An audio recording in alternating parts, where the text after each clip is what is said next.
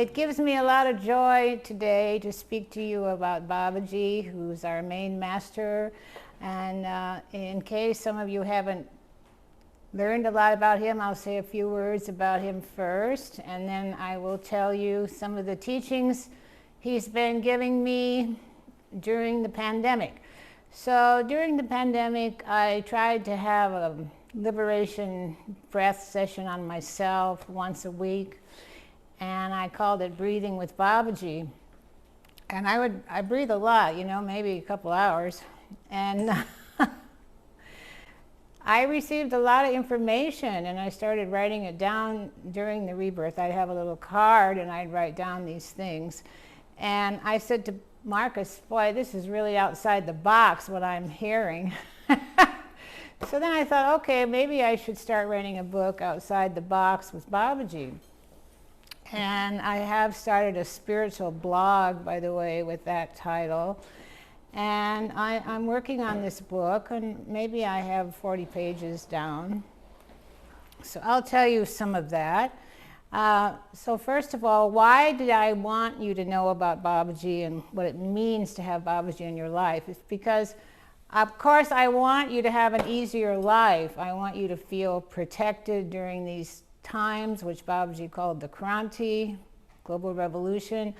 I want you to feel the protection that I feel and Marcus feels, so you feel really safe in the coming years, and I want you to have the benefits of Babaji in your life. And he said always, my love is available. You can take it or not. You know, he is infinite, eternal spirit, which means he can be anywhere, anytime in the world, in all space and time. So therefore his home is everywhere, and he can be in your home. And I hope you have an altar to Babaji or Jesus or Divine Mother. We call it the Dream Team. Babaji, Jesus, and the Divine Mother we call the Dream Team. So those are the ones we relate to. And it makes a difference, and it's such a miracle in my life that I just decided I want other people to line up with Babaji. And let's start with the affirmation, I'm in the vibration of Babaji. That's an affirmation I like to do. I'm in the vibration of Babaji. And that makes me feel closer to him. And, you know, Babaji's been around, you know, eons of time. Somebody said he had a body for 9,000 years. I have no idea. But 500 years ago, he was called Lama Baba in Tibet. And that's where Marcus and I first met him, we were told, by Shastraji. And that means I think we were guarding his cave in Tibet. That's when we were together with Babaji then. Well, between 1800 and 1922, he had a body called Old Harakan Baba. And this person was very, very famous for being really out there. He could sit in fires. This was Babaji in that form, Old Harakan Baba. We have one picture of that. Yeah. He could sit in fires and not get burned. You know, he could levitate. He could resurrect people from the dead, and he was famous for those kind of things. And he could fly, and all those things. So between 1922, he actually dematerialized, which means he turned to light. He turned that body into light, and this was actually witnessed by some people. So between 1922 and 1970, he appeared to a few devotees, and one was this little boy named Mahendra Baba, and he was 5 years old. And suddenly, in his bedroom, Babaji materialized to him without walking through the door. So you can imagine if you were 5 and a master just suddenly materialized to you without walking through the door, you would be really shocked. And then Babaji materialized candy for him. Well, then Babaji disappeared. And this little boy could not stop thinking about it. So he thought about it and thought about it, and he wanted to find that master. And as soon as he was old enough to walk around India, he started walking around like a sadhu, looking for that same master, who he didn't know who it was. And that's all he could think about. And he walked for a couple years, and then he didn't find anybody. So he got fed up and he went to his room and he said, I am not coming out until you come back to me. So then Babaji did rematerialize to him and said, well, what is it you want? And Mahendra said, I want you to come back to the earth and stay because we need help. So Babaji said, okay, you have to repair all these temples in the next 20 years, which Mahendra did, and he became a great saint as a result. And then Babaji kept his agreement, and in 1970 he reappeared, materialized his body as a young boy in a cave in Harakan. And some of you have been there, and I hope the rest of you will come in the spring, and you can come in that cave and meditate there. And we like to go there and review our whole year and see what we could do to improve. And then we try to receive guidance while we're in that cave. Okay, so Babaji is called a Maha Avatar, which means he can dematerialize and rematerialize at will. So some people actually saw this light pouring out of the cave, and then this young boy came out, and his first pictures, he looks kind of like a wild rock star, in my opinion. Anyway, then he climbed the top of the mountain and he sat for 45 days and 45 nights without eating or sleeping or drinking anything, and people came and bowed to him. This is on top of the Mount Kailash, on top of the cave. And he was there 45 days and nights without even opening his eyes, because if he did open his eyes, people would pass out and they would faint. So he kept his eyes closed and he would bless people like this. Now, I actually met some Indian people who were there, and they said, I said, what was that like?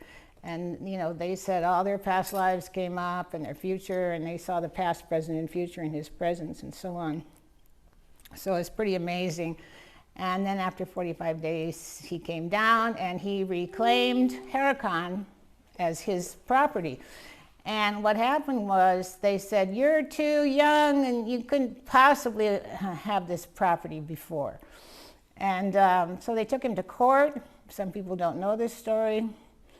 In the courtroom, they were arguing that he was too young, and then he changed his age. And he became really old, and he grew a white hair suddenly and a beard, and this is India. They had no more questions because he just changed his age like that in front of everybody. So that's a true story I heard, and it's pretty amazing. Well, so then in the 70s, mostly Indian people came to Babaji. I mean, devotees from other lifetimes from India. And he started calling Western devotees around 1977, which is when he called Leonard and myself, and we got this letter, and it said Leonard Orr, 301 Lion Street, San Francisco, and I was opening the mail, and there's a very strange letter. The paper was very unusual, and it was printed. It said, come to India, on this funny paper, and printed in pencil, but no signature. And furthermore, the actual envelope had no return address. It was just stamped India, no town, and no return address, and no signature. So I ran to Leonard and I said, Leonard, we've been called. So we started putting together a trip to find a guru in India who we didn't know who was calling us, and I didn't have any money. I had just given up my nursing career for rebirthing. And I knew I had to be there, so this is the only time in my life I ever borrowed money. It was the greatest thing I ever did, and I paid it all back too. There was a doctor and his wife in Hawaii that took the LRT, and they really loved it, and they didn't have any children. And I called them and I said, would you sponsor me going to India and I will pay you back? And they said, no problem, and they wired me a couple thousand, and we were gone. So you probably heard the rest. I mean, we went there looking for a guru, and when we got to India, Leonard said, let's all split up and go in different directions. And so then what we did is we didn't meet Babaji that time, but we met Babaji the time after that, which is a long, long story. So I wrote a book on that. I wrote a small book called The Perfection of Babaji, which is my stories about my relationship with Babaji outside of India. But then Marcus and I wrote a big book on Babaji, and all of his poetry to Babaji's in there, also his paintings, and all the things I went through in India with Babaji. And I think it's really good to keep those books and read them. And there's quite a few books on Babaji right now. So Babaji's main teaching is the formula for happiness: love, truth, and simplicity, and service. Love, truth, simplicity, and service. Okay. Yeah, here's the first book we wrote on Babaji, and it's called My Miraculous Meetings with a Maha Avatar, SONDRA RAY with Marcus Ray. And then here's a little one, The Perfection of Babaji. I like to give this book away to people, and this is my experiences with him after he left the body and outside of India, and there's a lot in there too. So those are the books we've written, and there's other books you can get online. So, okay, so Babaji's teachings, as I said, the formula for happiness is love, truth, simplicity, and service to mankind. And the thing about having a guru is they will push you to your maximum, and you will be on the path of enlightenment, and they will keep you on the right path so you don't fall back. I think that's why it's important to have a master. And as I said before, you want to be connected to Babaji more than ever now because of the Kranti, which is the global revolution. And believe me, this is only stage 1 that we're in. We were told the Kranti is a 4-act play, and it's going to go on. And the first act, we're just in the first act, which is this pandemic. So Babaji will guide you if you'll let him, and you ask him to come to you, he'll help you. And I can't recommend that strongly enough because we don't know what's going to happen, but it's going to be intense, I think. And the pandemic is just, in my opinion, the start of it. When the pandemic started, I knew the Kranti was happening. So Babaji said you have to be alert 24 hours a day, And he wants us to advance. Now, once I was in India and I was in the Dhuni, which is this Divine Mother Sacred Fire, and there was a yogi in there. I was giving him a session, and suddenly he sat up and his eyes turned to Babaji and he started shouting at me, "Advance!" 4 times. And I thought, oh my God, this is my and I couldn't believe it. And he turned into Babaji and he said that was so intense. He said, I'll never get over it. And I said, well, that's obviously what Babaji wants me to do is advance. And when he says something to me 4 times, that's when I know he really means it. So I'll tell you a couple of things now that I've learned during this period when I was doing my rebirthings. A lot came through on the subject of guilt, fear, and anger. And I realized that's where everybody is stuck. And they may not be aware of it. Now, I never had much anger in this life. I kind of worked that out in other lifetimes. But I had some guilt that I was not even aware of, which is from past lives. And that started coming up during the pandemic when I stayed home all this time. Usually I'm running around the world. But just sitting here and doing nothing brought up some past lives that I was guilty about. Now, you probably know guilt demands punishment, and the main way we punish ourselves is through pain or sickness or some disaster in our life. So we want to root out guilt. If I were you, I would write down the 3 things I'm the most guilty about. If you have paper, you can do that now. Or review it in their minds. You can just review it in your minds. Something I'm really guilty about is... What do you hear? Another thing I'm really guilty about is... What do you hear? What I am the most guilty about in my whole life is... Now, these things have to be cleared, otherwise they will cause you problems in your life. So what Babaji was trying to tell me in my rebirth is this guilt and fear, they seem real. And it seems when you have fear, it feels really real. But we made that up, so it's not really real. We made up guilt and we made up fear. So they aren't really real according to the Course in Miracles. So Babaji was saying the same thing the Course in Miracles is saying. We have to give up the belief in fear and guilt to the Holy Spirit, because we're stuck in believing that it's real, and then we think we can't change it or we can't handle it. And I think that to heal ourselves, we have to be feeling innocent. So innocence is the important thing here. And he kept talking to me about that I should feel innocent and that we are innocents. And that innocence can ward off any disease. Now, people don't realize if they have something wrong in their body that's not right, or it's a disease or an illness or a pain, that is caused by fear. It's caused by a thought, a negative thought. We always teach that in the LRT. But it's also caused by fear. Now, you may not be feeling the fear. The fear is probably suppressed. Now, some fears that we have that are suppressed have been coming up in my rebirthings for me to look at. Like there could be a really deep, dark fear that I can't make it. And maybe you're making it, but you might still have a fear I can't make it. I think another fear most people have is something terrible is going to happen. And I think people have that fear suppressed. And then the big one is I might get some disease that I can't heal. This is, I think, what people have going on a lot, especially as they get older. What we see in the world is most people get really sick and then they die. And we want to avoid that in this community. We want to stay healthy all the time.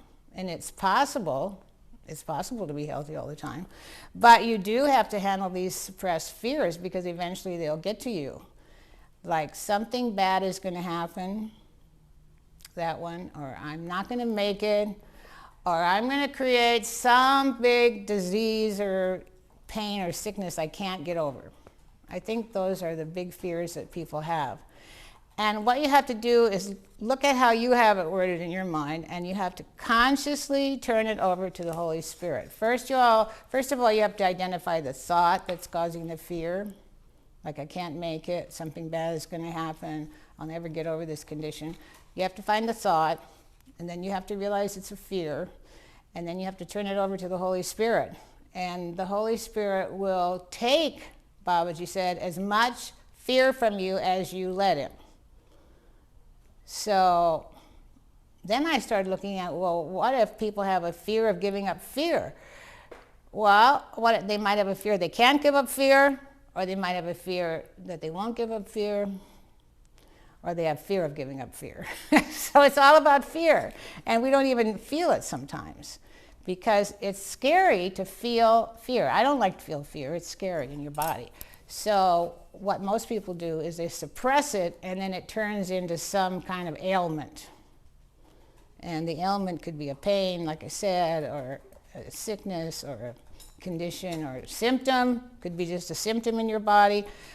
Wherever you're not feeling content, the Course says, that means you're in fear. Unless you are feeling content 100% of the time, you are feeling fear. You are experiencing fear. You may not be aware of it, but are we all feeling content 100% of the time? If we're not, then there's a fear we have to look at. That's what Babaji mainly told me, and he was helping me a lot to deal with different clients that I've had, that we have now. So innocence can ward off any disease. Now, you have to remember that you are as God created you. This is another thing.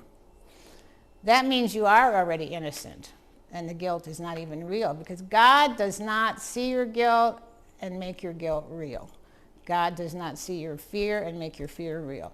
We're the ones that are making our fear real and our guilt real. So we have to keep facing it, that we are indulging in these illusions that aren't real. it's kind of like, I would say it's almost like an addiction to be indulging in guilt and indulging in fear. And the problem is, people may not even realize they have these guilts from past lives, or these guilts from, their guilt could be from a past life, the guilt could be from hurting your mother at birth, the guilt could be religious guilt, the guilt could be something you did in this life you didn't feel good about, okay? And those are the common guilts, and guilt always demands punishment. Then the fears are, something might be wrong with me, I can't make it, I won't have enough money. And a lot of these fears are about the future. Well, I think the Course would say fear is mostly about the past and the future. It's not present time. So we're either afraid the past is going to keep rearing its ugly head and affect us, or we're going to think that something terrible is going to happen in the future. So the antidote to fear is the lesson, I place the future in the hands of God. Now, if we keep doing that, God would not plan anything bad for us, right? So, I place the future in the hands of God means that the future won't hurt me. Nothing terrible will happen if I do that. If I place the future in the hands of God, I am going to be safe. I don't have to worry that something terrible is going to happen. I don't have to worry that I'll get a disease I can't heal. I don't have to worry about anything if I'm really placing the future in the hands of God. And that is the one lesson that helped me overcome fear of the future. And keep reading that lesson. I placed. Marcus said it's 194. That will help you overcome the fear in the future. Now, you may be guilty about, talking about guilt again, you may be guilty about a lot of things. If you're guilty about some mistake you made, you want to remember we always say, even though I made a mistake, I still completely love and accept myself. That is one way you get over things that you're guilty about, going on day by day. Even though I made this mistake, I still completely love and accept myself. God created me innocent. God created me innocent. I am as God created me. That's the truth. So all my guilts are forgiven in the holy instant. All the guilts I had, even other lifetimes, are all forgiven in the holy instant. God does not see us as bad. So why should we then say, oh, I'm bad, I deserve to be punished? God does not see us that way.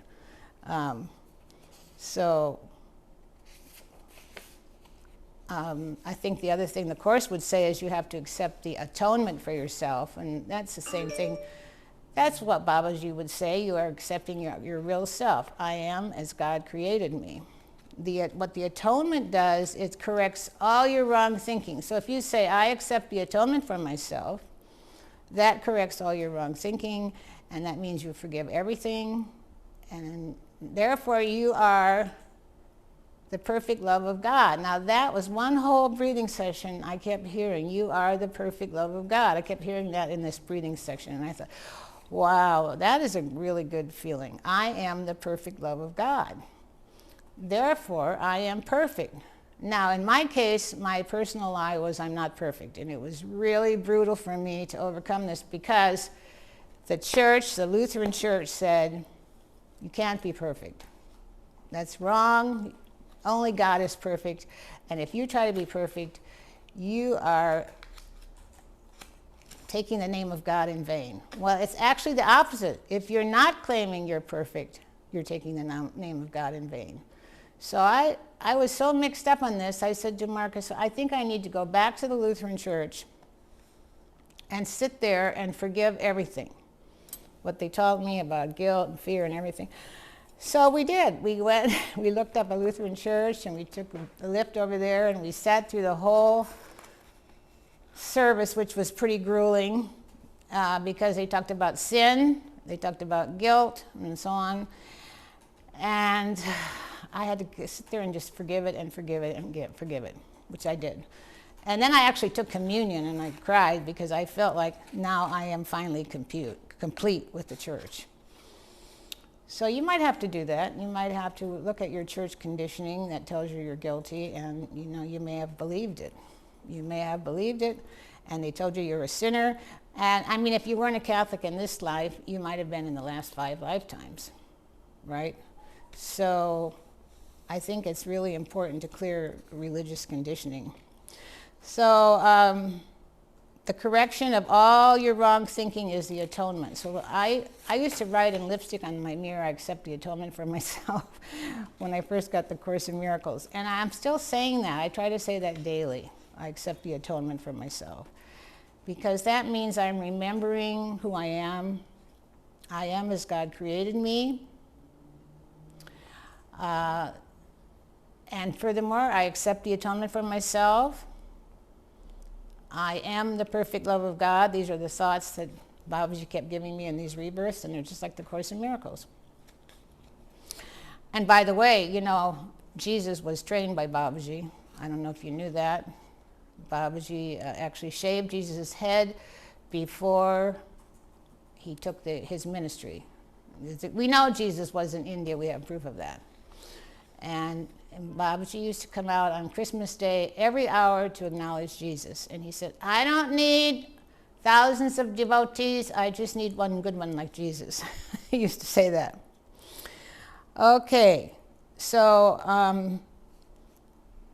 I think guilt, I was looking at guilt and bad habits and addictions. I think people start addictions because they're guilty. And the addiction they think is going to help them drain off this subconscious guilt or something. Well, then, as they do the addiction more, then they feel more guilty. So it doesn't work. I mean, you start the addiction or the bad habit because of guilt. And then it gets worse because you're doing the addiction, so you add more guilt on top of that because of the addiction or the bad habit, and then you get more stuck. And then pretty soon you have some addiction you can't get over.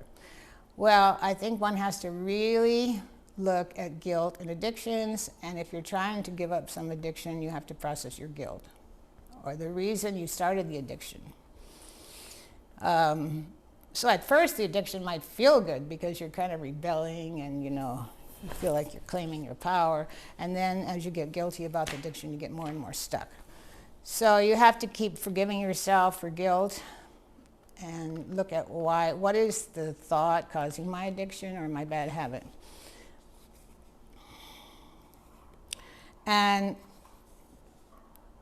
people have guilt because they don't give up the addiction, and then they're just stuck in guilt, period. I'm talking about letting go of everything that's in opposition to joy. Think about that. You know, I realized that the more I could give up fear, the more joy I would have. Now, these fears, like I told you, were very subconscious. I didn't even know I had fears. But I've been breathing on these, and and I was surprised that I had some, you know, fears in my subconscious, like I'll create something I can't heal, or those things.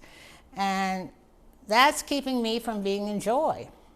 Now, what we want to be is in joy. So no fear equals joy. When you have no fear, you're just in joy. And when you have no fear, you are just content all the time. And you also feel good physically, because fear makes you feel terrible. Fear causes tension. Even if you don't have a disease or maybe some terrible symptom, you might just have tension. Well, tension is caused from fear too. So what are the thoughts causing my tension? And now it's possible to live in a body free of tension, where you actually feel good all the time. And that's the goal I'm always working on. My goal is that I want to feel good, and I want to feel good all the time so I can be better at my work. And that is the goal I'm working on. So for me to feel good all the time, I have to be willing to look at these suppressed fears and guilts and so on. And our problem is we've taken love and replaced it with fear. We were perfect love, and we replaced it with some fear. I think the separation is the cause of all fear, it says in the Course in Miracles. The belief that we're separate from God, that's the cause of all fear. Okay, then we have to remember it's not true. You can't be separate from God. Okay, so there is, this is the point the Course is always trying to make. The ego is the belief in separation from God, but there is no separation. So you're not a sinner. I showed my mother Course in Miracles, and she opened it up, and it said there is no sin. She shut the book, and she said, this invalidates everything I ever learned in the church. And it's true. It does. So she couldn't handle it, because she just realized that would invalidate all the years she spent in the church, so she closed the book. Well, our problem is we have replaced love with fear, and we have forgotten that we are love. So right now you should write down your 3 biggest fears. This is another exercise Babaji gave me. Write down your 3 biggest fears in your whole life and breathe them out. So maybe if you had paper, you could do that. One of my big fears is, another big fear I have is,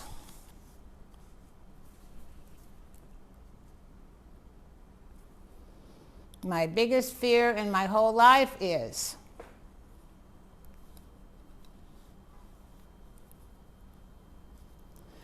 well, some people have a fear not only that something bad will happen, they have a fear something good will happen. And they can't handle that either. If it gets too good, I can't handle it, Fear of miracles. So we all want a miracle. We want a miracle to get the right mate. We want a miracle to get the right body, the right weight. We want a miracle to heal this condition.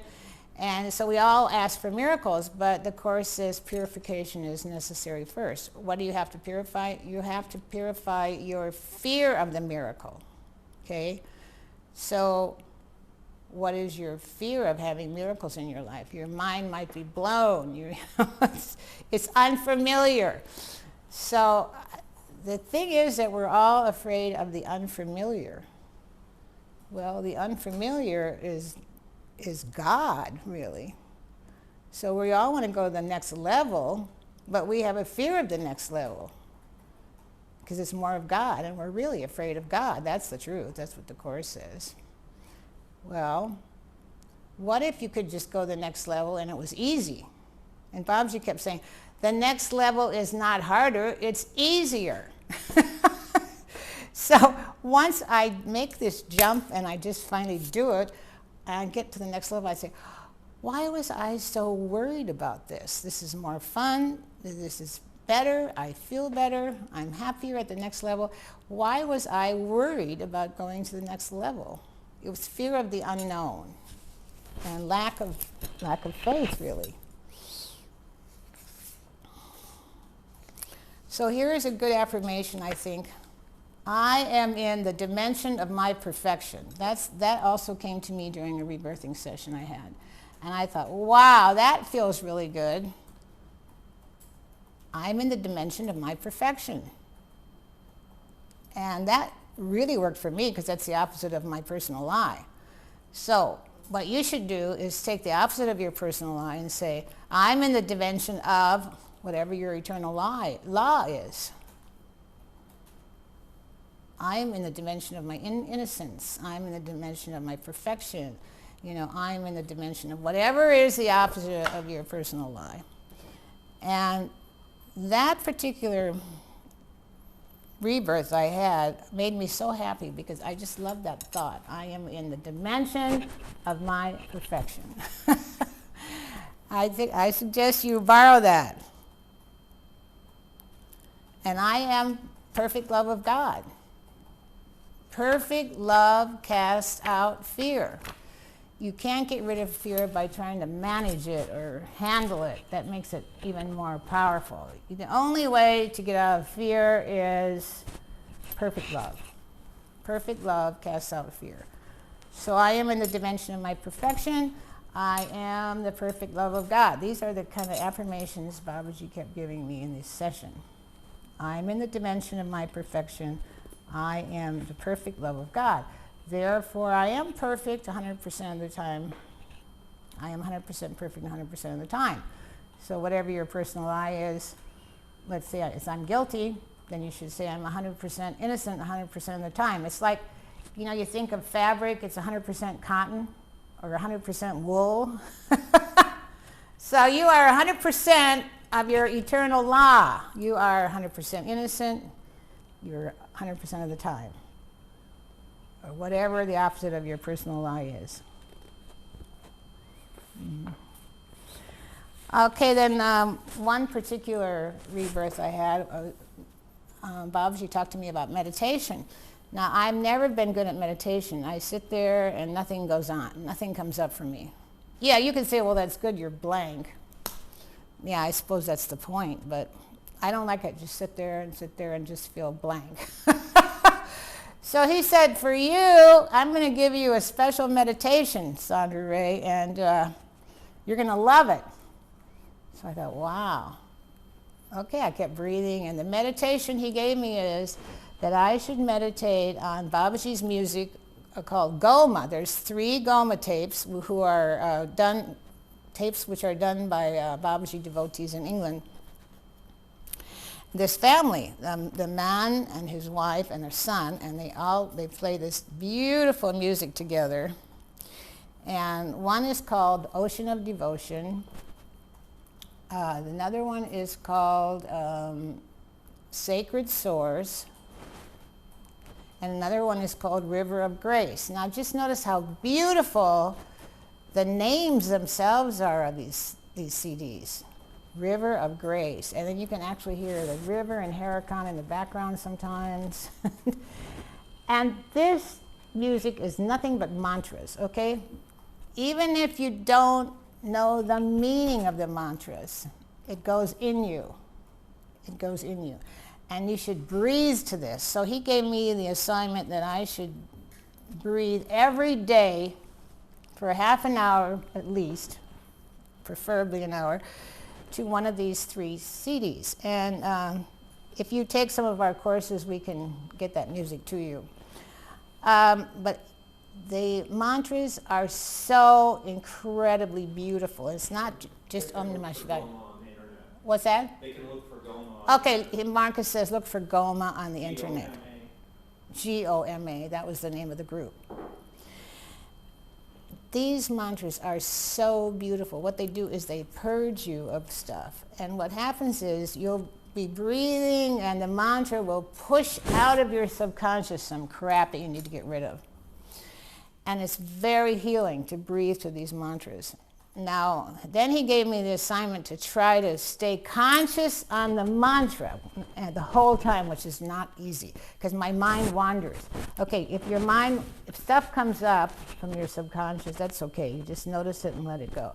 But sometimes you might receive some really good information, and then you write down on a card, you know, the good things. But the bad things, just let go and go back to thinking about the mantra and try as if you are singing it. Even if you don't understand it, doesn't matter. It's all praises to God, the whole thing. You know, and praise is the highest thing that you could do. So what's wonderful about it is if you pretend like you're singing it, you can just breathe and say it and say what they're saying over and over in your own mind.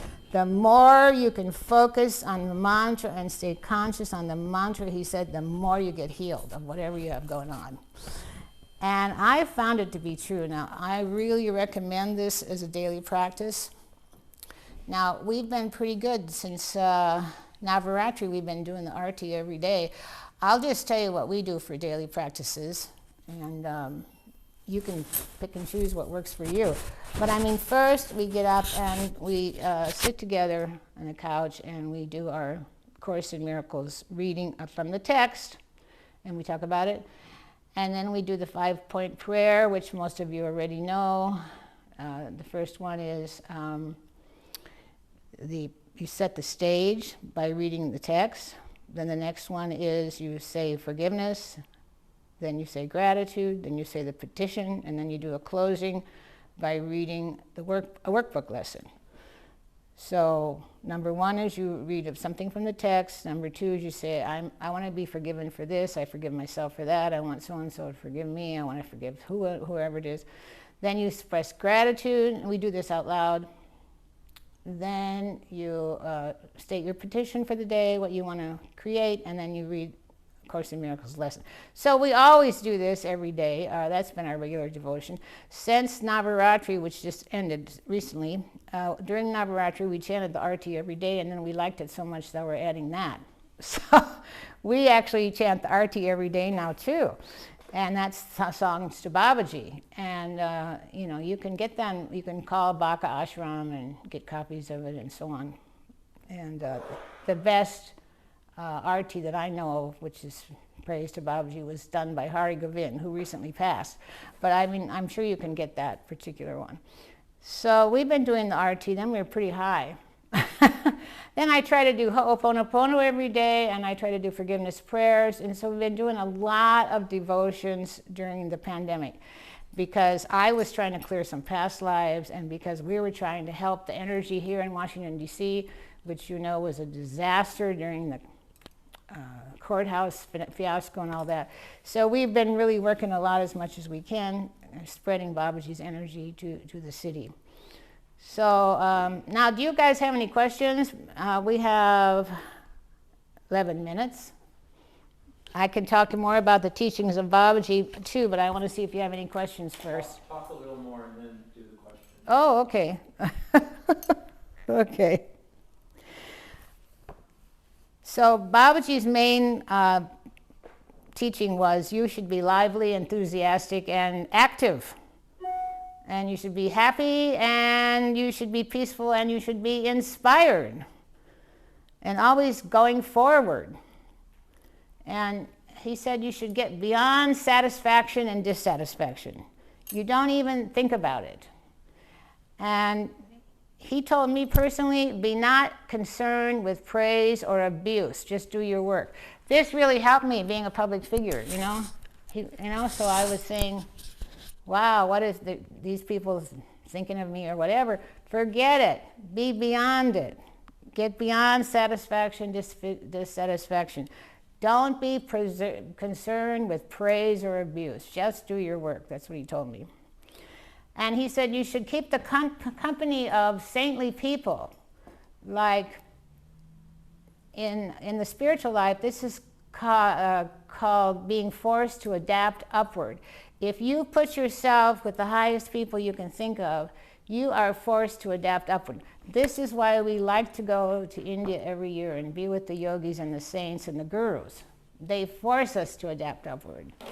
And so this is why I recommend you come to India with us. And we like to have you because it's a major life-changing experience, of course. So this is called the principle of right association, Babaji said. And he said you should make yourself a shining light in the future. And Marcus is reminding me the dates of India. You might want to write it down. March 29th to April 13th will be the spring Navaratri in Harakan, Babaji's ashram. And then, of course, Iceland, we're going to go in January 23rd to 31st because we want to see the Northern Lights. We've always wanted to see the Northern Lights, and they say if you're in the Blue Lagoon breathing and the stars are out, because you know it's a lot of darkness in the winter, so you've got the stars and the Northern Lights, and we've always wanted to see that. So we'll be doing an advanced wet rebirthing training there. And if you probably have to have an injection, though. You probably have to have a vaccination, and if you're totally against it, you should contact Silky in the Canary Islands because she figured out how to get to Iceland without a vaccination. I don't know what she did, but she had the paperwork. So there is a way, if you refuse to have a vaccination, that you can still come with us. You know, I personally and Mark personally, we just said, Babaji, we need to have the vaccination because we need to travel to serve you. And so you have to handle all side effects. So we had zero side effects. So that's how we dealt with it. But if you're one of these people totally against it, you can contact Silky. She knows how to get the paperwork without the vaccination. I don't even want to know about it. So, okay, so, you know, Babaji said we should be a shining light and we should make our life a success, obviously, so we can help others. And he always said there's no place for fear, that we have to be strong, and if you're weak, how are you going to live? And he wants us to generate energy, he said. It's no use being a dead weight on this earth. You want to be generating energy. And the main thing he taught that I loved is work is worship. So whatever your work is, it should be worship. And if you go to work thinking, wow, how can I worship God today at my job, you'll enjoy your job. So he said, idleness makes a man lifeless. And the main thing he kept stressing was service to humanity, and that's going to give you happiness, service to man. And he said, only by doing work are you going to get over your karma. That's the only way you're going to get victory over your karma. And that you really advance when you do karma yoga, service to humanity. And it's the best service to God that they could have. And you should even train your children how to do karma yoga. He said, without karma yoga, you can't progress. And he has no tolerance for laziness. So he said, all great saints and yogis achieved all they did through hard work and karma. And even Christ was a karma yogi. Okay, so he told us to do the mantra, Om Namah Shivaya. I'm sure you know about that. And when the pandemic started, that day it was announced, Babaji told me to do 10 rounds of Om Namah Shivaya. And we did that every day until we got the vaccination. Because before the vaccination, that is what we did to protect ourselves. Om Namah Shivaya, Om Namah Shivaya. So if you're against vaccinations, you better be doing a lot of those mantras. Om Namah Shivaya. Okay, now, we have 6 minutes here. Anybody? Huh? Oh, however long. Anybody want to say anything, comment, or does anyone want to ask anything? Do I see a hand up anywhere? Somebody share. Richard, you can share about Navaratri in Baca, Colorado. Certainly, I was privileged to be in Crestone at the Universal Heidekan Ashram, and there was nice access to the daily fire and mother pujas, and also went to another venue where we read from the Mahadevi Bhagavatam and the Saptasati and sang, and was definitely high. Yeah, and, yeah. And so it was wonderful. I saw a lot of people. It isn't running at 100%, but it was the spirit was there, and tremendous amount of love. No. I have taken I refer to this as a bumpy landing back home, and as soon as I saw Sondra's email, I knew that being with a group of people that love Babaji and were curious about him was the right thing for me to do on a Sunday morning. Yeah. So I am getting inspired, and I'm, puro. So I'm lifting myself up, and yeah. I just want to, shout out about Iceland. I was there in August and got back, and I really emotionally and spiritually completely erased the year and a half of lockdown, and I just feel just fabulous and full of love. It seems to be my nature that I have I go for bumps, and I have bumps all the time. So yeah. this is the hardest time of year for me, is when we're going in Seattle, we're going into the gray time. So yeah, right. That's why I love being with people. So yeah. Thank you all. Yeah, thanks for coming. Yeah. Yeah, well, this Navaratri, we didn't eat any food at all for 9 days, so that was a pretty good experience. And we drank some liquids, but we didn't get hungry at all. And I recommend, if you have a big problem, you try that sometime, fasting during Navaratri. Okay, who else want to share anything or ask any questions? Yeah. Hi, Hi. I'm Sophia from Denmark. Oh, great. And hello. I know Tove, Tove and Rolf, as you also know. Mm-hmm. I went to Tove's place yesterday Okay.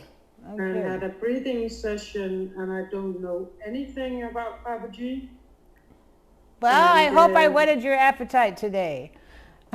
Yes, and I met him in the meditation or in the breathing session. Oh, Babaji came to you yeah, in the breathing session?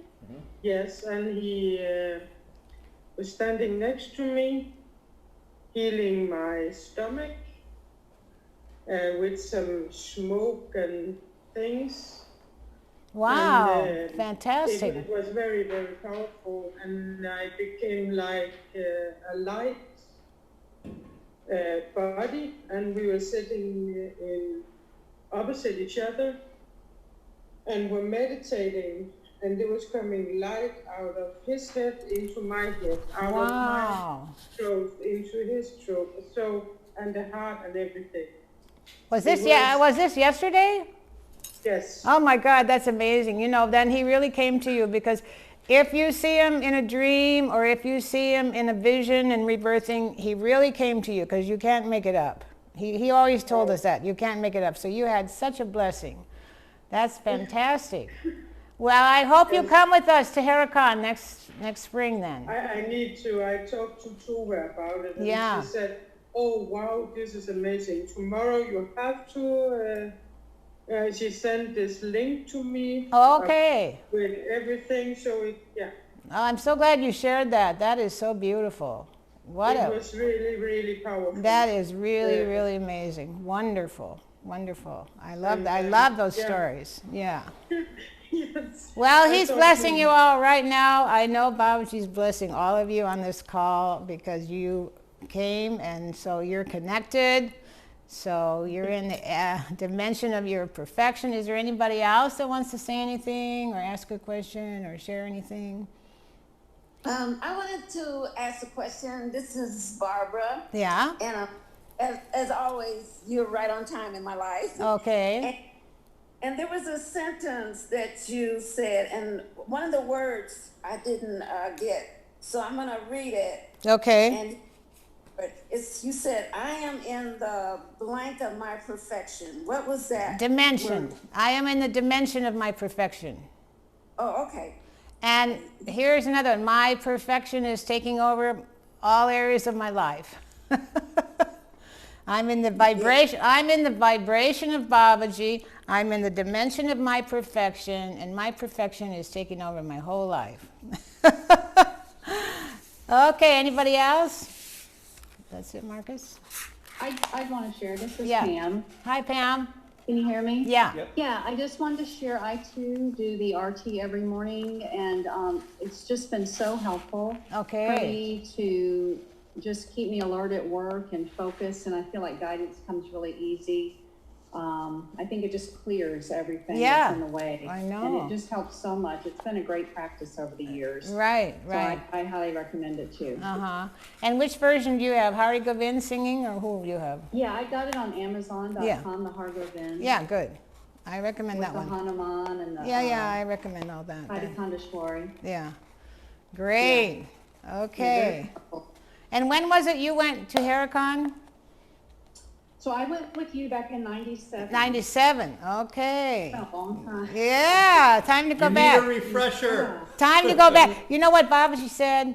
He said the second time is the most important, because if you come back knowing all the stuff you have to go through in India, you are really committed. That's why he always said the second time is the most important.